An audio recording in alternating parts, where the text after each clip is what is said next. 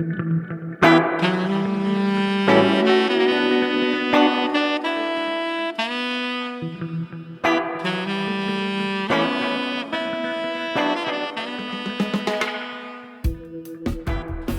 listening to the Speaking Tongues podcast.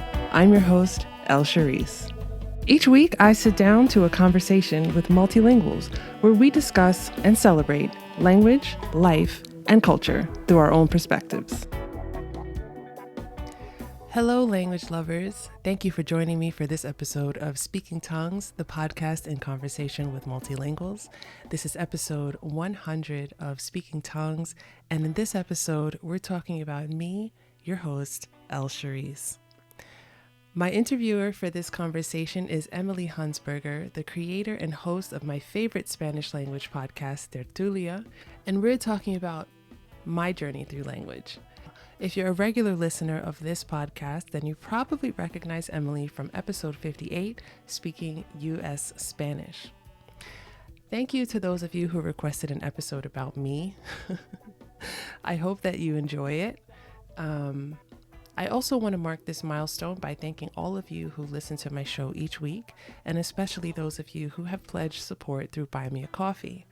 John F., Leewee K., Max B., Jessica C., Heidi L., Annie, Candace, Tahila, Julie, Tom V., Lauren, Timothy, Daniel G., Kara, Diane, and anyone else who pledged anonymously.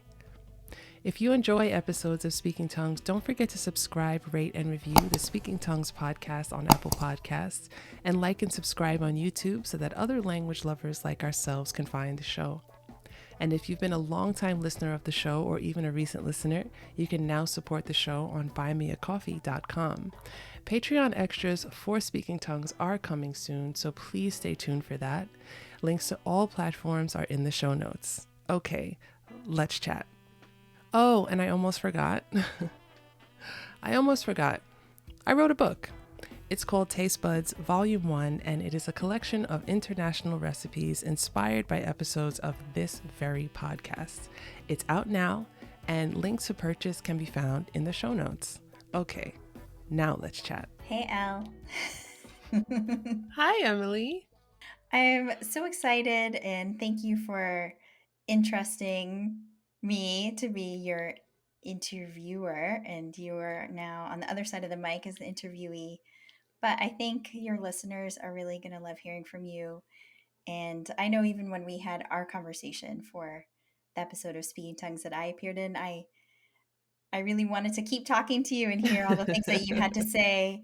And I feel lucky that I've had the chance to get to know you a little bit outside of just the interview. And I think that your listeners are really going to enjoy hearing from you in a different format.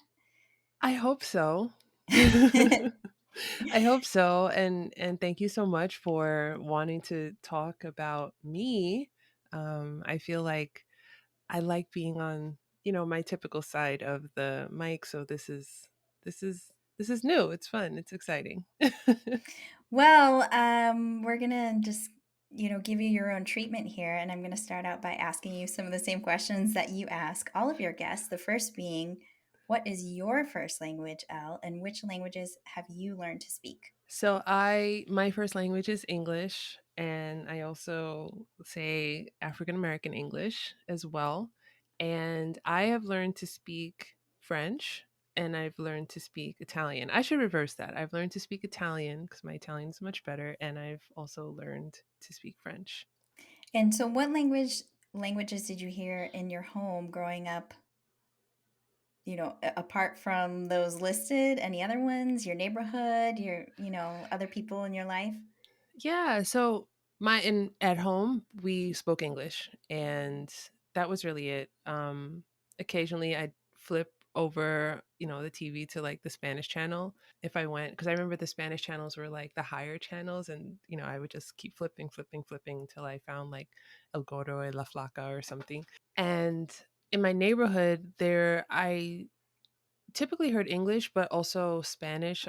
Many of my neighbors were of Puerto Rican descent. And when I got a little bit older, I started to meet more people who were from the Dominican Republic or whose parents were from the Dominican Republic. So I grew up in the Bronx. So the Bronx is very much a Black and Latino part of New York City.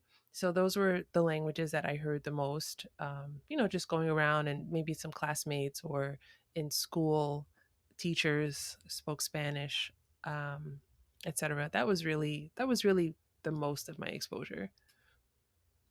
Well, you just mentioned school, and that's my next question for you, which I should say that's your next question for you. Which is what was your experience like learning or studying languages? And I want to say in school as well as outside of school, because school is not the only place we can learn, right? So, Mhm. what's your journey been like in acquiring other languages? It's a long journey. Um, so I started out in junior high school with Spanish. And we actually, now that I think about it, in elementary school, we had some exposure to Spanish. And it was the kind of thing where they would, pull us out of our regular class, and, the library teacher taught Spanish. And it was maybe like a couple of weeks um, in the year. So it wasn't anything comprehensive, it wasn't anything ongoing.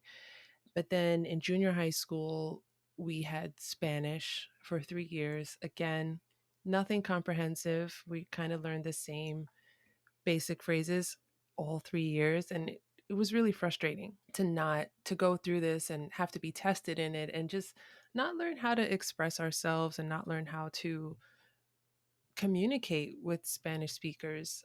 Just basic vocabulary, and yeah, really just basic vocabulary. And when I went to high school, I was in the honors program, and in my high school, all of the honors students had to take Latin for at least the first year. So I got into this Latin class, and I was not interested in taking Latin at the time. I was like, this is stupid.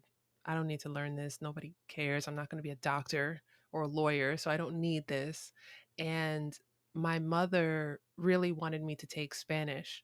Um, and I remember my mother had called the head of the language department in high school and said, I want her pulled out. I want her to be in Spanish. And they basically told her, if you really want her to take Spanish that much, then she's going to have to forfeit the honors program, because it's non-negotiable. Like, all of the honors kids have to take Latin. So I was kind of stuck in Latin. Mm.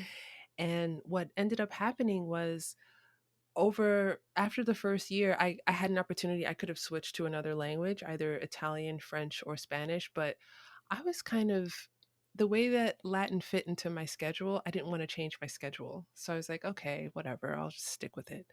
And it wasn't until after the first 2 years that I really, really fell in love with the language, and just, it clicked. It made sense. It was interesting. I had a great teacher who made it exciting, and he made me really interested in the language. And he was one of the first people that I'd ever really met who I had a understanding of how being bilingual or multilingual can impact a career. And he really made me want to become a Latin teacher and learn more Latin, and learn, because I think he spoke Italian and Spanish and Portuguese and Latin. But he really inspired me. And so after my senior year, I decided that I wanted to teach myself Portuguese. And that went really poorly, because this was in the 90s, early 2000s. We didn't have the audio resources that we have now. So I did what I knew how to do. I went to a library, picked up a book, had no idea how to pronounce everything. And I just made like these long lists of vocabulary words and verbs and things. And I really gave that up after the couple of weeks. When I got to college and I wanted to study Latin still, I had an advisor tell me, and I've told this story on the show a few times, but I had an advisor tell me that taking Latin would be a waste of my time, and that I should just study Italian because it's the closest thing to Latin. And I was pretty upset, but I was also 18. So I I was never a defiant person. I just, okay, you know, it can't be done. Then this advisor in a college is telling me that, I'm wasting my time. So I ended up taking Italian for 2 years. Loved Italian so much. I thought it was super easy and really interesting language. And then, so what are we up to? We had a few. We had four. um, and I also, let me take a step back because I didn't mention that in high school when I was my senior year, we were doing a lot of translating of Latin texts, and I had a lot of Greek friends at the time, and I wanted to learn Greek, so I would try to learn Greek to actually compare with the Latin, but I didn't realize that the Greek that I was looking at and I was trying to understand was ancient Greek. It wasn't modern Greek. So that didn't last very long. Picked up a little bit of Greek from my friends, not enough, not anything substantial, but I love Greek. So back to college, 2 years, 2.5 years of Italian, and then I took a half a semester of French in my senior year to kind of make up some credits. And then after college, I tried to learn Arabic on my own, and that was also not working because, again, the same thing that happened with Portuguese. I didn't have anyone to practice with. I didn't have anyone to speak with, so I didn't really know. I couldn't read the letters. I didn't know how to pronounce them, and that went really poorly. And that I think that was it. That was kind of like the end of my journey until recently, picking up French and Italian again. And I tried a little German last year, and that was not great. I just don't think I was ready. I don't think I was ready for German, but Yeah, you strayed from your Latin rooted, uh, I, you know. yeah, it was. I think I've been very much. I've studied, the Romance languages, and that's where I had a pretty strong foundation. So, you know, straying from that was more difficult than Hmm. I anticipated. Hmm. So it's interesting listening because it just reminds me how strong ideologies and like social perceptions about language come into play at such a young age, like what, and the influence of what teachers say, and the idea that for an honors program, Latin is like an intellectually advanced language, and somehow Spanish is like too pedestrian or something. I might be Mm. reading into it a little bit too much, but it's like any study of language is, as we know, like stimulating to the mind, and opens up your brain. And but then to have that whole ideology in high school limiting you from what you want to study, and then when you actually want to study Latin, you have an advisor telling you this is not useful, or Hmm. whatever, if they're trying to give you direction about your career or what you're going to do after school, and they convince you to study Italian. Anyway, just there's a lot of noise and a lot of voices, like meta, about Hmm. language, that You're right. influence our path. So you mentioned French, which is a language that you have returned to or are studying now. Hmm. And in a side conversation, you and I have talked before about how this was a language that as a young girl you wanted to study, but that your family actually discouraged you from learning. Can you tell me Hmm. more about that story? Okay. um, when I was a kid, and I'm pretty sure I've told this on the show before. Okay. I'm like a one trick pony with my stories, but when I was really young, I I just wanted to be this international, glamorous, sophisticated woman when I grew up. And I had my grandmother, my mother's mother, traveled a lot when I was a kid. Like, she went to Asia, she went to China, Japan. I mean, she was already retired and she traveled so much. She traveled throughout Europe and the US and parts of Africa and Asia. And she was so inspiring to me. And I was always very um, obsessed with maps when I was a kid. So I had atlases. I would pore over this atlas and this globe that I had just every chance that I got.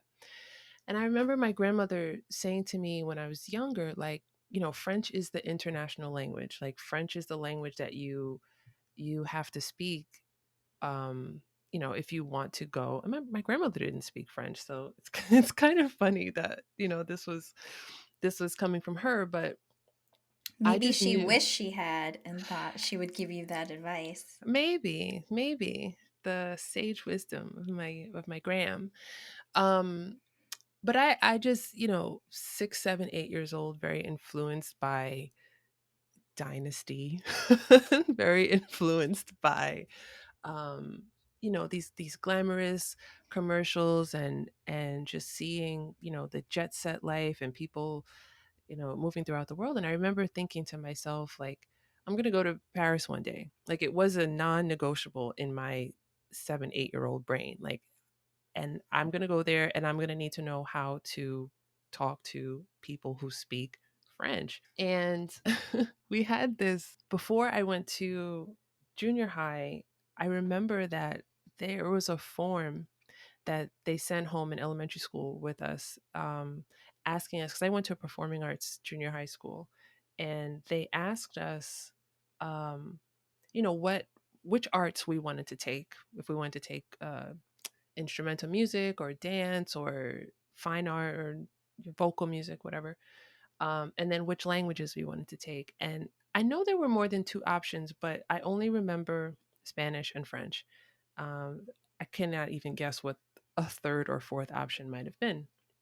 And so I checked off French, like probably before I even got home. And you remember you had to like bring, you had to bring it home to your parents for your parents to sign, and you bring it back to school. And I showed it to my mom, and my mom was like, "Yeah, no, like you're not taking French." And I don't remember exactly what was said, but I do remember that it was a like wait till your father gets home conversations, because that's how, like, we just were not seeing eye to eye on this. And my mom was just like, I can't talk to you anymore. Like, you can talk to your father about it when he gets home from work. And my mother's reasoning was basically like, you're never going to be able to use French. You live here in New York, in the US, and everybody speaks Spanish. So,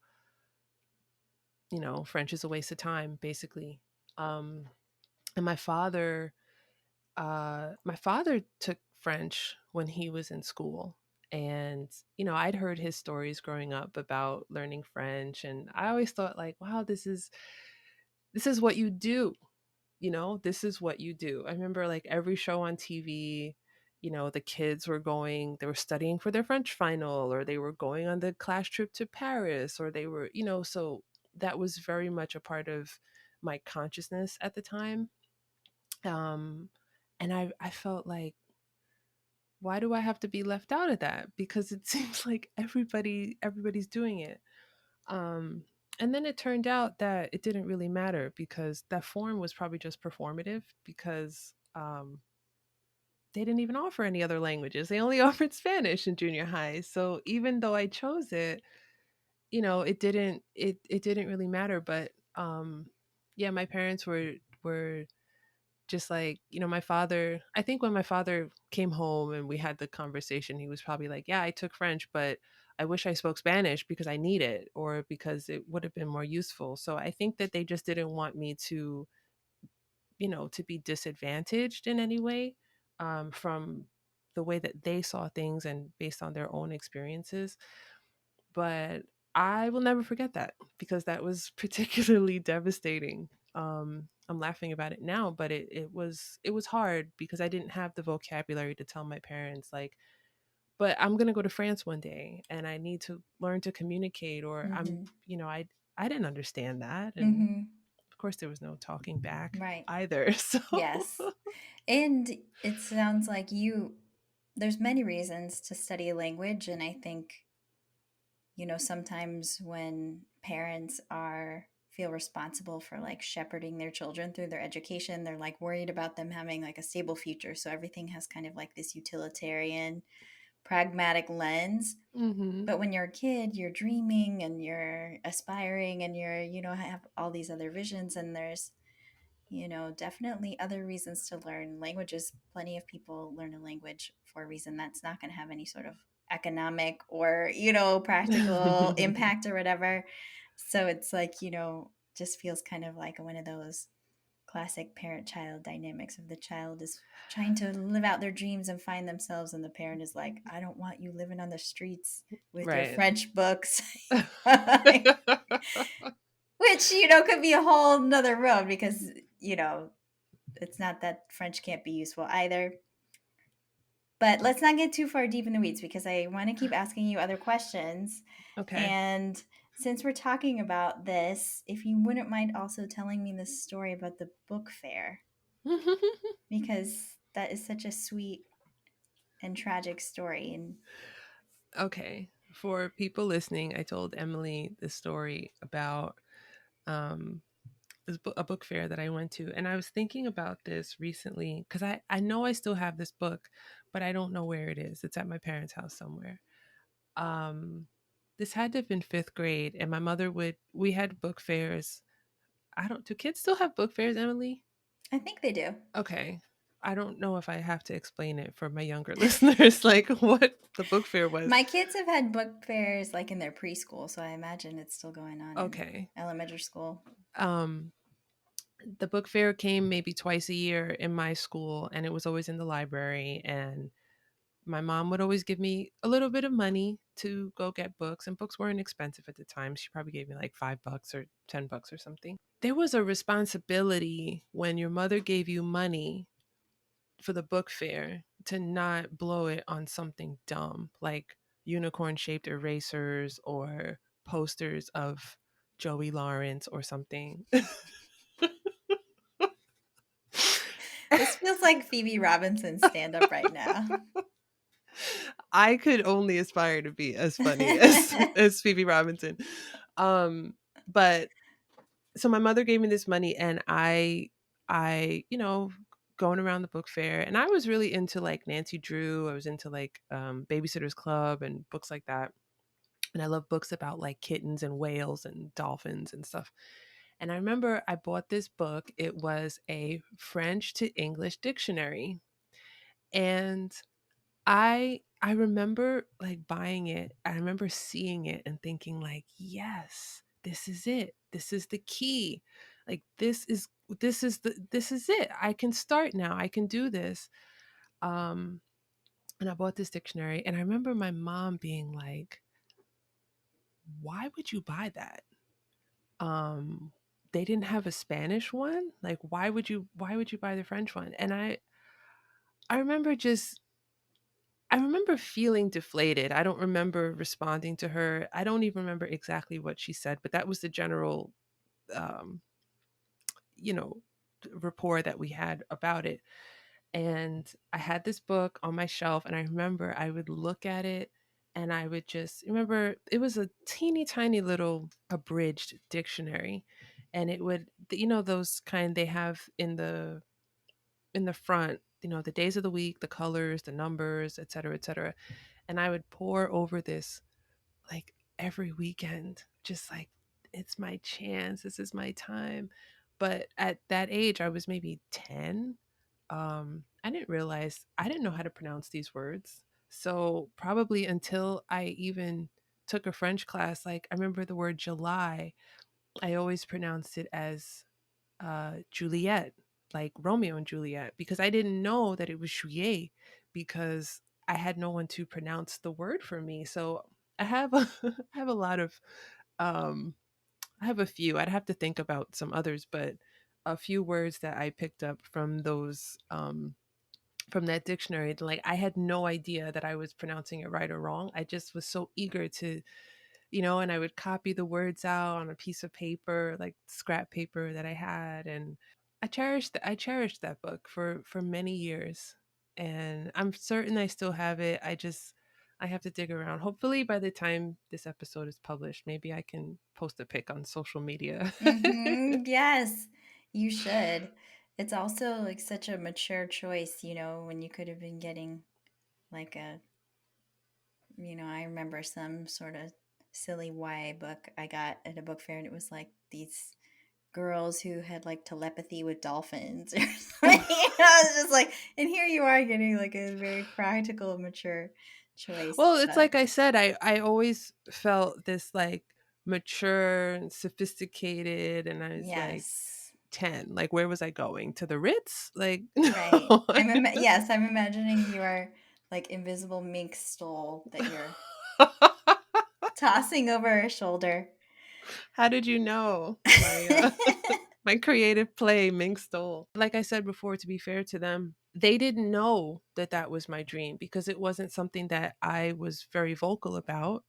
I was really shy, and I think I also realized how different a dream that was. It wasn't like I want to be a ballerina, I want to be a fireman, I want to be a teacher. My dream was I want to go to France. Like that's not a dream that people had. And I'm saying people, but children. Like that's not, it was atypical. I was a strange child, so I felt that I wanted to not be so strange, and I just kept it to myself. Mhm. So it's not like I told them this was my dream and they said no, this is stupid. That wasn't the case at all. Yes, So yeah, right. You probably wouldn't even necessarily know how to articulate it in a way that, yeah. mhm. Well, it's all part of the story. I'm just feel like we need Michelle Obama here becoming like it's your story, no one else's. So now in college you studied Italian Mhm. and you did spend time in Italy. I don't know if that was in college though. So help me with the timeline and walk me through what brought you to Italy, what that experience was like living immersed in Italian. Oh boy. So yeah, it was not, my time in Italy was after college. Um I, I studied in college and I loved it. And then maybe about 4 or 5 years afterward, I was working in a job where my job was more or less seasonal. And I had, I was at a point in my life where I just felt like nothing's working. I was really unhappy. I just wasn't like finding my way like after college. And I had a friend who was living in Italy, and this friend just said, "Hey, why don't you come for a bit and see what happens?" And I said okay. I said okay, and I pretty much drained my bank account. Like I said, I was working seasonally, I was making peanuts, and I went to Italy for about 6 weeks. And I was not in a major city. I remember my friend said, like, I just want you to know this isn't Rome, this isn't Florence, this isn't Milan. You're going to be in a very rural part of Italy, and outside of major city. And I was like, I don't care, it's fine. So I went there for about 6 weeks, and I thought, because I had done so well in school in Italian, that I'd be fine, and I was not fine.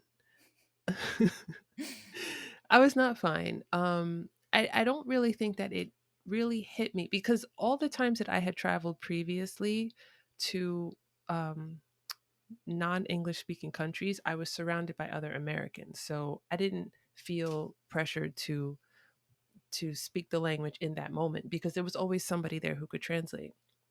But now on my own in Italy, in a basically in the countryside, I was very overwhelmed.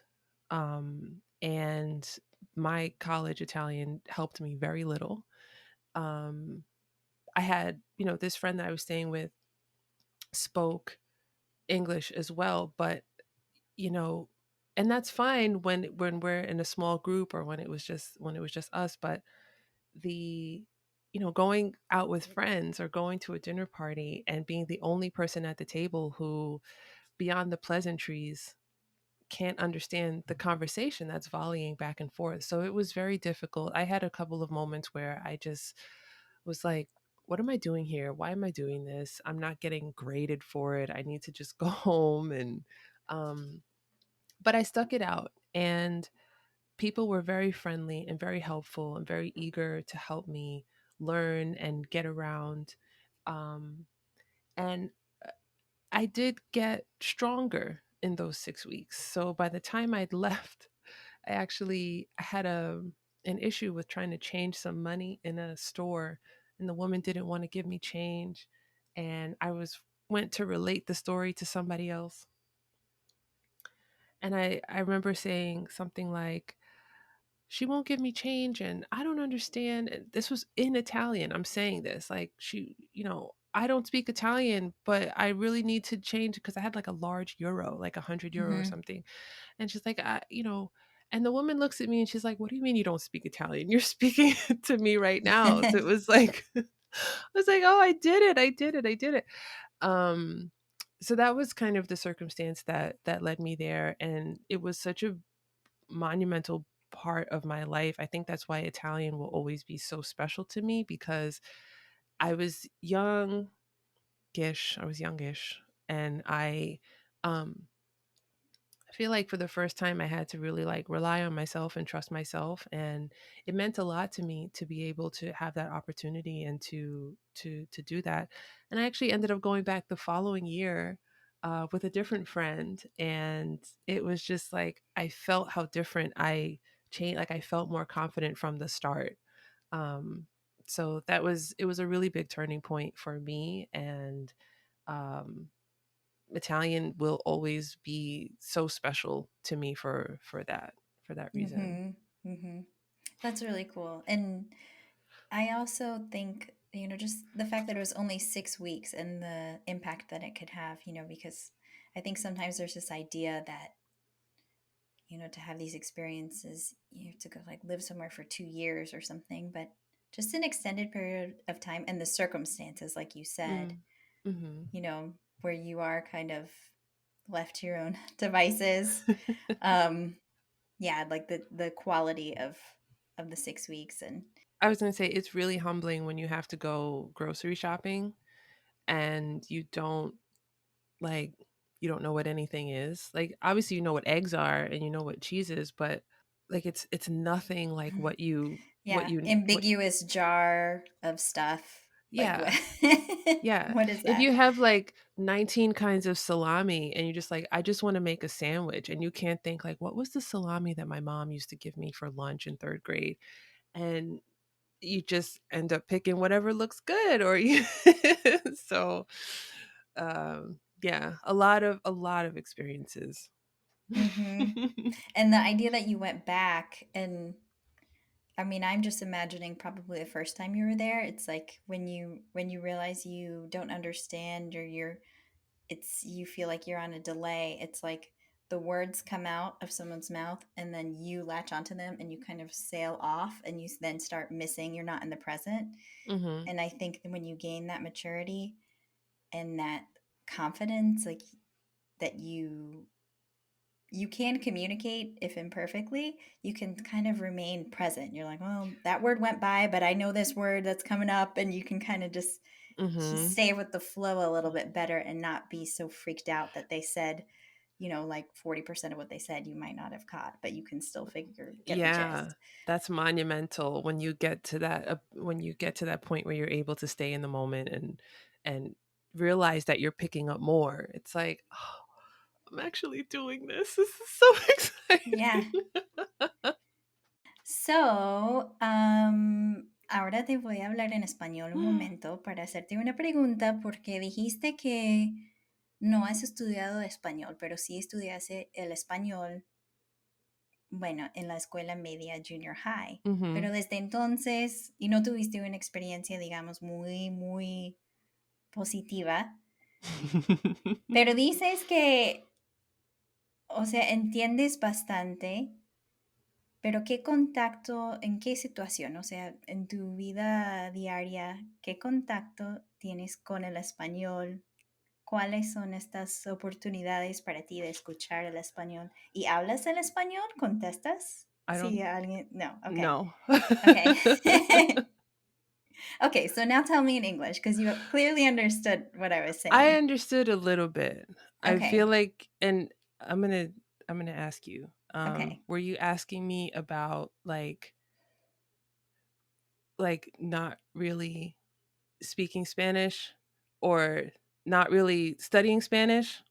But Well, I had thought you hadn't studied it all, but you did study a little bit, even though I can you tell you didn't. barn animals and colors. Like that's Right. really it. Yes, acknowledging that your experience, wasn't the most enriching, I guess, is the way you could put it.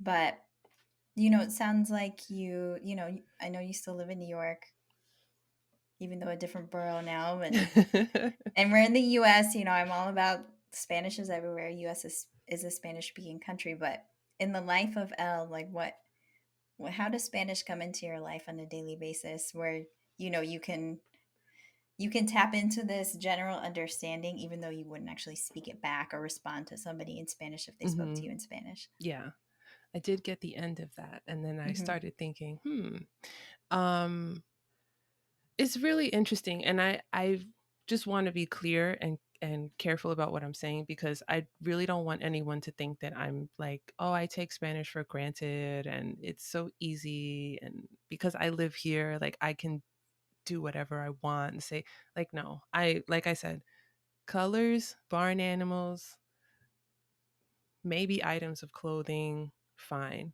But I do not pretend like I speak Spanish. I can understand, like, based on the context of what's being said, I can understand maybe 30% of what's being said. It's not like, it's definitely not over 50. Um, but what I think is really interesting, and I've probably said this on other episodes, is that um, in New York City, Spanish is our second language. You can walk around any neighborhood and you can hear Spanish spoken. You hear people driving by playing Spanish music.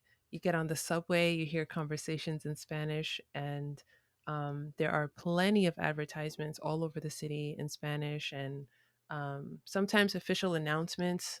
Um, our former mayor used to make, I don't know if you remember, Mayor Bloomberg used to make announcements in Spanish, and people used to laugh at him, but whatever, he did it, and it was, it was important. But I think that there's, Radio, TV, yeah, newspapers. yeah, definitely. Um, like I mentioned about when I was younger and I would flip through the stations when I had nothing to watch, and sometimes I would land on the Spanish channel, and um, there was that exposure from an early age. And even though for me personally, even though it wasn't a part of my everyday life, it was always an undercurrent for me. I didn't really have any Spanish speaking friends until I was about 14. When I had friends who were from the Dominican Republic at around that age, it's when I started to pay attention to more Latin music and more of the Latin businesses in our community. Um, my best friend, two of my best friends are both Spanish speakers. My best friend here is Colombian, and we met in college. We were roommates in college, and we used to have these thing called landline phones in college. Uh-huh. And she would always be on the phone to her parents or someone in her family, and she would be speaking on the phone in Spanish for hours for 4 years. And that's not, I'm not saying like, shame on her, but like, Yeah, those are you're in your dorm room. right. It's like you're right on top of each other. So Hmm. I'd be listening, I'd be getting this exposure through her conversations, through her So you would know family. like all the chisme. You'd be like, so whatever happened to your cousin? Is she gonna marry that guy? I think I learned two things. I also, to be honest, like I'm not an eavesdropper. And those conversations actually taught me to like tune someone out and focus.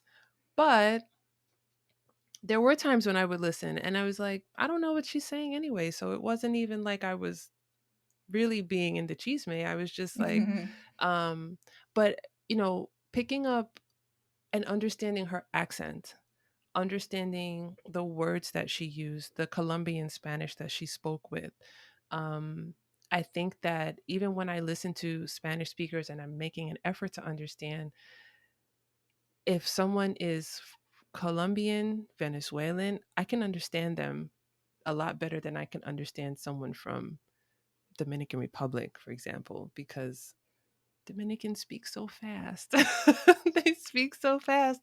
And it's like a song listening to Dominican Spanish. But no, I don't pretend to be a speaker, but I appreciate the culture, and there are words that I see throughout the city, um, that I've come to understand. Okay, this is what it means, and I always read the ads on the subway about like, and usually they're for like,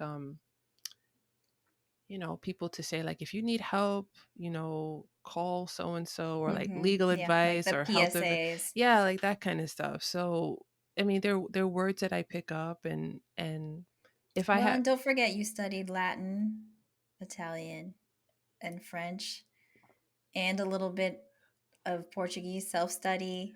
So you have a lot of, familial languages to help you at least just comprehend, like, especially if you're reading. Hmm.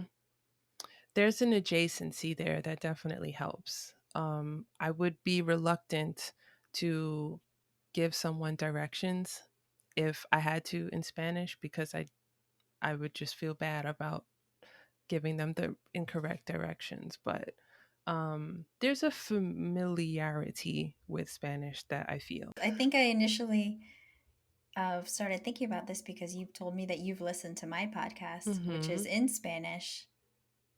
And then you'd say, but I don't speak Spanish, which, And which you're I like, feel like what? it's kind of like your story of relaying to a person in Italian about how you have this whole situation changing the money in Italian and saying that you don't speak it while you're Hmm. But um I think with your podcast, what helps me is that you speak clearly and you're not just like flying through what you have to say. But that helps. But I think the biggest thing that helps is that I know what the context is. mhm, I think if you just came up to me on the street and you asked me a question, I have no idea. But mhm, I see what your the title of your episode. I see the description of it. I can read the description of it, and I say, okay, so this is about such and such and such, and then I listen to it. And you speak very clearly, um, and that helps for someone like me who just doesn't really have a solid foundation in the language. mhm. Yeah, and I'm also not a native speaker, so I don't draw.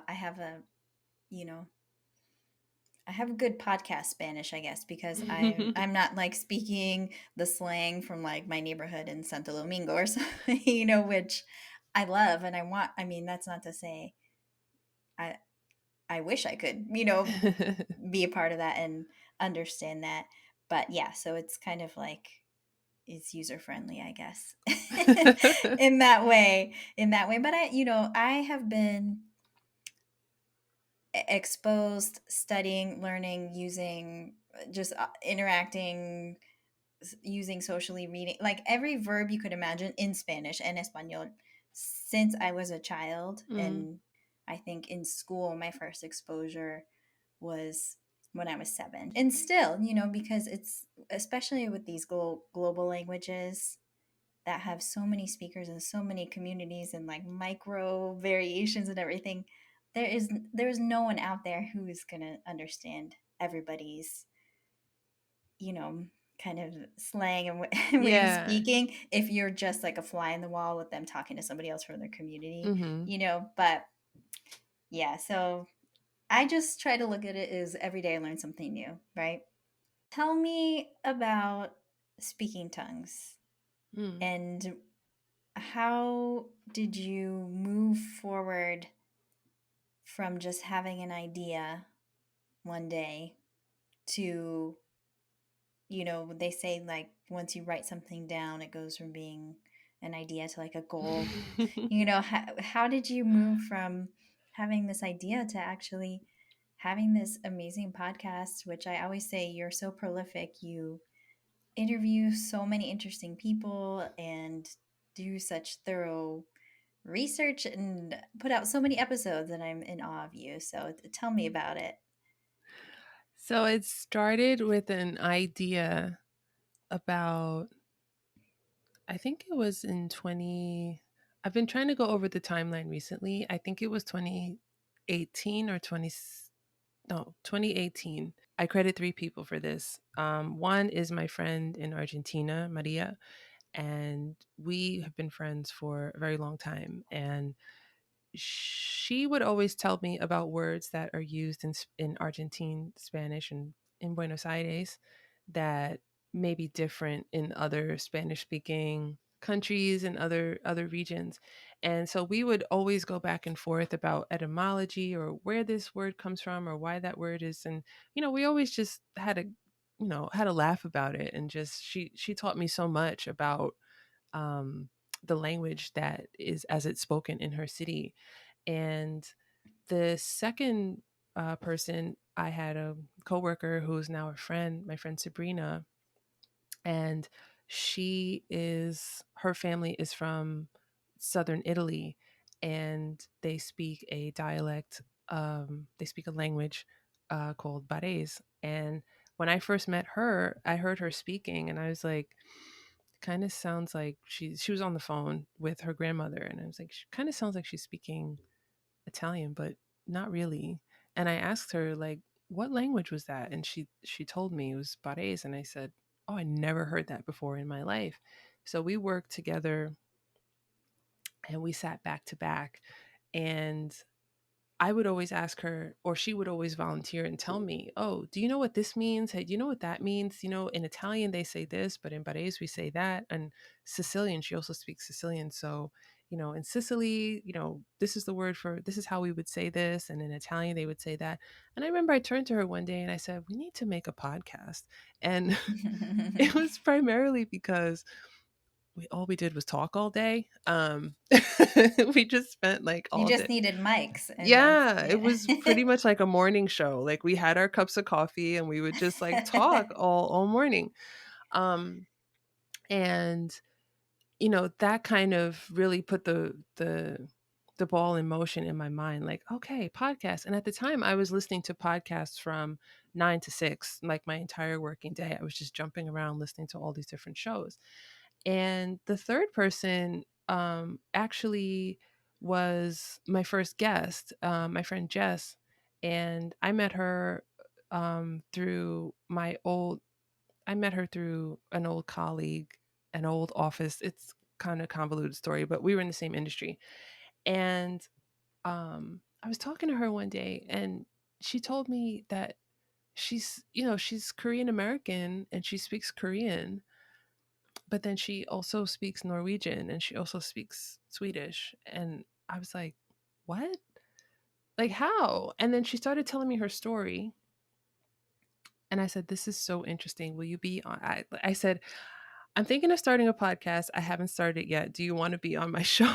Because this is the kind of stories that I wanted to hear, and I wanted to talk about these kind of like cross-cultural interactions that so many of us are exposed to, and so many of us have stories like this of our own. So she actually was super supportive, and she always is super supportive, and she was my first guest. So if anyone's interested in her story, it's episode 1. And my friend in Buenos Aires was also, I think she's episode 6. We had some technical hiccups, which is why it took 6 episodes for things to work out. But that's how it started. And as far as I didn't launch until January of 2020. I didn't know what I was doing. I was just like, okay, I'll jump and I'll build my parachute on the way down. And um, it just really took off. And I realized that I love doing this. I love talking to people and hearing all these stories. How did you learn the technical side? Because for those listening who have not tried to produce their own podcast. I acknowledge that we're having a conversation between two people who do like soup to nuts, everything, right? So, was it looking up information online? Did you have like a mentor, somebody who kind of referred you to resources and was like, well, use this app and this hosting service and then create your feed? And then, like, how did you figure all that out? um, that's a really great question. The the idea of the podcast lived in my mind in this nebulous way for so long because I didn't know how to do any of the technical stuff. I have a friend in Chicago who has his own podcast. He has a podcast with a friend. It's called Remind Me to Tell You. And I reached out to him because he's very technical. His podcast sounds great. And um, I reached out to him and I said, help me, please, if you have any advice. So he pointed me in the direction of some YouTube videos that I could listen to and just kind of figure things out. And that's what I did. I followed his advice. I watched a ton of YouTube videos. I still don't think that my technical ability is that great. And one of my goals is to make it a lot better. But it's definitely a lot better than it was in the first handful of episodes. But that's to be expected. I think we all go through that. It's Yes. growing pains. Yes. I was actually thinking, shout out to all the friends of people with podcasts who are their first guests. And yeah, I've left my first few episodes in my feed just as like historical record of how far I've come. Yeah. And I still have far to go, but yeah, in many aspects. But another thing I really like about your podcast is when you feature speakers of languages that are less commonly taught or studied in the US. Or when you're talking to people who might speak like a variety of a language that people in the US are more familiar with, but their way of speaking might be like minoritized or just like less well known. Do you have any favorite moments or like standout things that you might have learned or aha kind of aha kind of experiences from those conversations? I think that the conversations I've had about minoritized like dialects or languages, um, what what's special about those to me is that as an American in the US, I think that it's very easy to look at language as just like the big five, right? French, Russian, Arabic, Chinese, Spanish.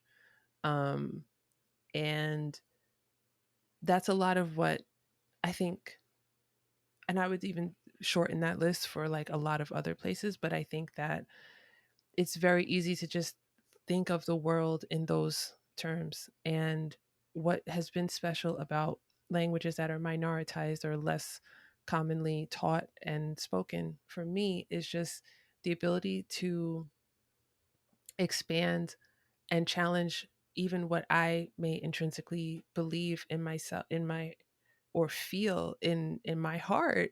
Um, and that's what I need, and that's what I need for my listeners to understand as well.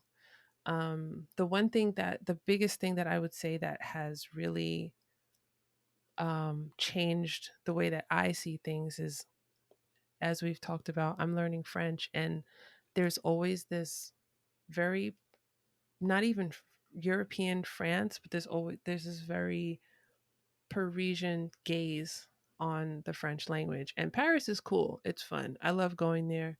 I love being there. It's a beautiful city. But to study the language to the exclusion of the, you know, 20, 30 other francophone countries throughout the world is foolish. So that made me challenge myself and just, from the time I started this show until now, I think that I'm always so curious about the third culture as well, and the people who migrate, the people who immigrate, the people who enrich a particular culture through mixing their heritage background with whatever culture of the country that they're living in. It gives you another window into like another corner of this like mosaic that is humanity, you Mm-hmm. know? And I think anytime we can move past whatever that generalized or like stereotyped idea we have into like just a more nuanced and like human view, or just to know one person's story, it just, yeah, I think it helps just like soften us and like our understanding and who we are when we move about in the world. Yeah. And like we might not even know that we have that kind of stereotypical view, but I think it's human nature. Like if you don't ever have contact with the nuance, you're not gonna have the nuance in your brain, you know. Right. So yeah, I think it's just cool to hear that you know you're kind of having the same experiences as the host as your listeners are probably having. I hope so. I mean, I just always found culture so fascinating, and I think that a lot of I think that many people don't really think so much about culture, and I want people to think about it, especially as all of our cultures are kind of mixing together and changing, and especially with it's definitely going to get more intense with climate change and people who are going to be migrating, and things are going to look a lot different. So we need to understand each other. We need to understand how to live with each other and not just take someone at face value for the color of their skin or what religious garb they choose to wear um, on their body. So I also am thinking of something that Trevor Noah said in one of his stand-up. my dream guest, Trevor. Yes, Trevor. He had this great bit. I forget which stand-up show it is. Sorry, Trevor, if you're listening, but uh, he was saying anybody who is going to be xenophobic, like they can't also eat immigrants' food. Like Right, I they have remember to that. only eat like potatoes with no seasoning. Like you know, I thought that was perfect. I was like, yes, thank you. That is a public policy recommendation from Trevor Noah. Um, so, what are some of the dreams that you have for the podcast in the future? hmm Aside from Trevor Noah being a guest Yes, on my yes, show, yes. um, I think of things that I'm ready to talk about. I think I want this show to be a resource. I really want this show to be a resource for people who are not only curious about learning languages, but people who are curious about the world, and people who may not be ready to step out of their comfort zone and maybe travel to another country, or maybe to keep it closer to home, they may not be ready to go into the South Asian neighborhood and have a meal, or they may not be willing to or comfortable talking to their Russian speaking neighbors or something like that. Like, I want this show to be something that people can see as an example of how we can relate to one another, and how we can we can work together. um I don't feel like I never feel like I've said this before. Like, I've always been a little shy. I'm an introvert. So I'm not really like I'm not the life of the party, but um I am very curious, and I want to encourage people to be curious. I want people to lead with curiosity. Um And I want people to know that there's nothing wrong with trying to understand another person's culture, or maybe why they're wearing a particular garment, or why they're eating a particular food, etc., or listening to a certain type of music or something. Um, but it's okay to be curious about those things, and in the right circumstance it's okay to ask somebody about themselves, about their culture, because I think that breaks down walls and barriers, and that helps people to come closer together. um and that's what I really want. Like I want people to come together and learn from one another. And I'm very lucky that I have New York City as my backdrop, and there's so much that I can experience from both a tangible um, viewpoint and also from afar. I can be an observer or I can be a participant. But a lot of people around the world don't really have that, and around this country, I should say, don't really have that. So if this show can be, the gateway, if it can be a stepping stone to opening up somebody's curiosity about another part of the world or another culture or another language, I would be so grateful for that. So, one of my like favorite ways to just like get a feel for how a language sounds is listening to music. Mm. And I know I'm not the only one, but have you been listening to any music that's not in English, whether it's for language learning purposes or just pure enjoyment? Oh, that's a good question. Um, I haven't been listening to a lot of music these days in general. Um, I think just because I'm podcasting, so I'm Just, I listening was gonna say, just audio playback just over and like over audio. Yeah, again. it's all I have time for. Um, I will say I do listen to, there's one artist, a French artist that I didn't discover her obviously, but that I started listening to, and I can't get enough of her, Isolt. And I just love her voice. I don't know if she has an album, or I don't even know if artists still do albums, but I've listened to a number of her singles, and sometimes when I'm walking around, I'm listening to her, and I pick up a little bits of French that she, in her lyrics, and I feel like, oh, I understood that, and I'm so happy. I actually realized that like Ricky Martin has a new song out, and I didn't say this before, but I love Ricky Martin. Like I'm probably like, I don't want to say one of his biggest fans, but I'm a huge fan of Ricky Martin, and I just adore him. And I have so much of his music that, music that he's done, before La Vida Loca, after La Vida Loca, and don't always understand what he's saying.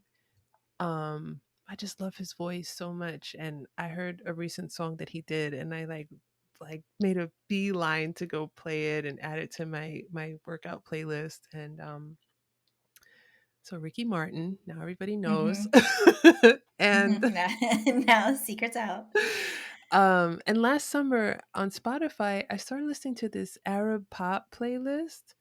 I don't know the artist because I usually listen to it when I'm not looking at my phone. So I don't know all of the artists, but I love the sounds of it, and I love the sounds of the music. And some songs I can hear that there are words in French or words in Spanish that that are also in the lyrics, and I think that's so cool to just hear how all the sounds are mixing together, and how the artist is creatively expressing with all these languages.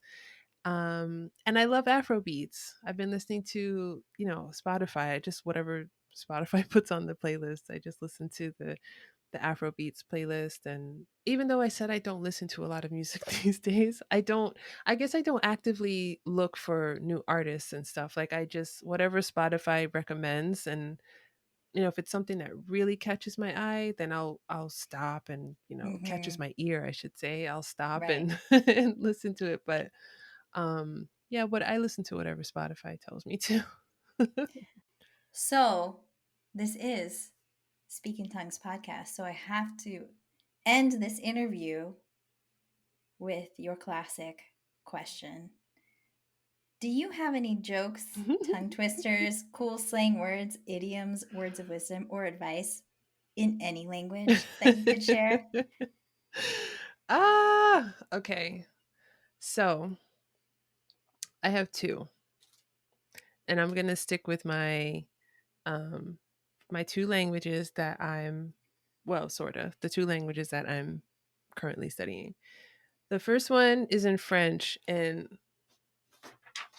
I have it written down. And please don't slaughter me because I'm learning, guys. Like I'm trying my best here. But I used to have this, and I chose this because I used to have this written on my desk when I was working in the office, and I was miserable and like miserable. Um and it was just so hard to get through the day when you're miserable and you don't enjoy what you're doing, you don't want to be there. And I found this saying: Si la vie n'est qu'un passage, sur ce passage, au moins sèment des fleurs. I know I did not pronounce that correctly, but what it means is if life is just a passage, if it's but a passage, um, the passage at least could be sown with flowers. It could at least, you know, so that was kind of my reminder to myself to like, okay, you're here till 6. This really sucks, but just try to find some fun or try to find something positive about the day because you can't change the situation right now. You just have to go through it. So I'm sorry to my French speakers that It sounded good to me. I took 3 semesters of French, so. Okay. Okay. So don't beat me up, guys. The other thing that I have a guest who has become a friend teach me this in Sicilian. This is something that Max, my friend Max, my buddy Max in Agrigento taught me this. And it's in Sicilian. And I do not speak Sicilian, but I'm gonna try this because, and the reason why I chose this is because Max taught me this and I forgot it. And then I asked him again, and then I remembered it. And it's something that I say to myself all the time. Um, and I'll translate it. But in Sicilian, this is my first attempt at Sicilian with like by myself. So please don't kill me again. Ci disi lo sorci alla noci, dammi tempo, cati perciu. And it means basically the says the squirrel to the nut, give me time and I will pierce you. And it's basically something that you say when you're really determined to do something and you just need like it's a motivational thing. So I find myself saying dami tempo like all the time just to myself, like, especially with doing this podcast, like it takes time. It takes time for things to really go where you want them to go. So ever since Max, hi Max, ever since Max told me that, it's really stuck in my mind, and I hope I did not piss off too many Sicilians.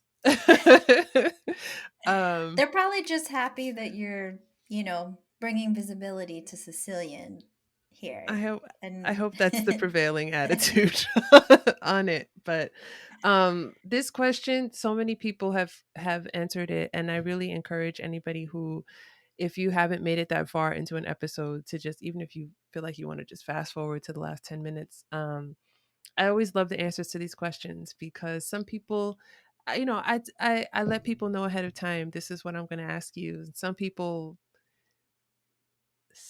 prepare and some people don't. So it's always interesting to hear the kind of answers that you get. And there have been some very motivational answers to this question and some very funny ones. And I'm always trying to pronounce it alongside the guests. So you gotta laugh, at least laughing at me trying to trying to get it Oh, right. yeah, So you have to teach me how to say it, right? um I don't really want to because I don't want to teach you the wrong thing. I don't want to teach you the wrong thing of how to say it. But what I Okay. can do is we can put it in the show notes and let people try it for Yes, yeah. themselves. Thank you, Elle. This was such a lovely conversation. Every time I talk to you, I learn so much more about you and delight more in who you are and all the things that you're putting out into the world. And I just am so confident that all your listeners are going to be so happy to hear more from you and get to know you a little better. And keep me posted. I want to know all the things that you're doing. So thank you so much for letting me turn the mic around on you. Thank you so much, Emily. This was fun. It was a little scary, but thank you for offering to interview me, and it's been wonderful being your friend and getting to know you and more about you. And thank you so much for your encouragement and for your time in this conversation. And I really enjoyed it. Me too. I'll talk to you soon. Talk to you soon. Bye.